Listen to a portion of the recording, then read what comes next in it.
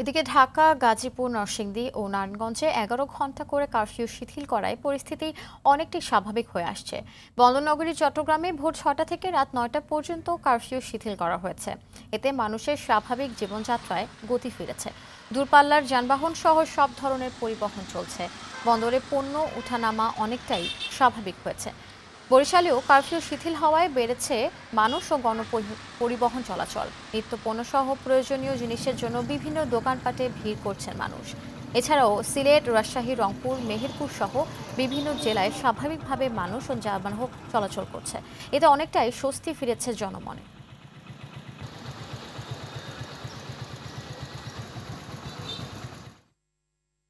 দর্শক, কিছুক্ষণ আগে রাজশাহীর কারফিউ পরিস্থিতি জানিয়েছেন সহকর্মী মোস্তাফিজ রকি। রাজশাহীতে কারফিউ ৬টা থেকে রাত ৮টা পর্যন্ত শিথিল রয়েছে। এই সময়টিতে সাধারণ মানুষ তাদের দৈনন্দিন জীবনে যে কার্যক্রমগুলো রয়েছে সেগুলো কিন্তু আসলে সেরে ফেলার চেষ্টা করছেন। সকাল থেকেই আমরা রয়েছি এবং সকাল থেকেই কিন্তু আমরা দেখতে পাচ্ছি যে যথাসময়ে ব্যাংক, বিমা প্রতিষ্ঠান এবং অফিস আদালত যেগুলো রাজশাহীতে রয়েছে সেগুলো কিন্তু আসলে খুলে দেওয়া হয়েছে।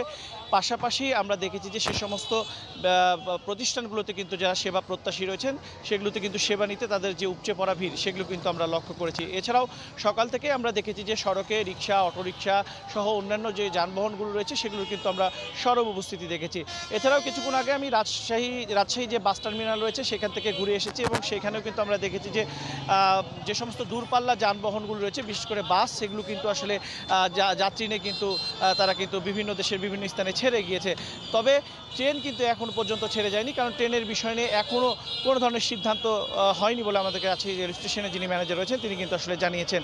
এদিকে আপনারা জানেন যে আজকে কিন্তু বৈষম্য ছাত্রবিরোধী আন্দোলনের যে বিক্ষোভ এবং অবস্থান কর্মসূচি ছিল সেটি কিন্তু রাজশাহী বিশ্ববিদ্যালয়ের যারা কোটা সংস্কার আন্দোলনের যারা নেতৃবৃন্দ ছিলেন তারা কিন্তু আসলে আজকে তাদের যে কর্মসূচি ঘোষিত সেটি কিন্তু পালন করেছে। ঠিক ঠিক দুপুর 12টার দিকে তারা কিন্তু রাজশাহী বিশ্ববিদ্যালয়ের যে কাজলা গেট রয়েছে সেই গেটের সামনে থেকে কিন্তু তারা আসলে একটি অবস্থান নেন। এরপরে কিন্তু তারা বিক্ষোভ মিছিল বের করে। বিক্ষোভ মিছিলটি বিনোদপুর গিয়ে তারা কিন্তু আসলে শেষ করেন এবং শান্তিপূর্ণভাবে বলা যায় যে তাদের যে কর্মসূচি সেটি কিন্তু তারা শেষ করেছে।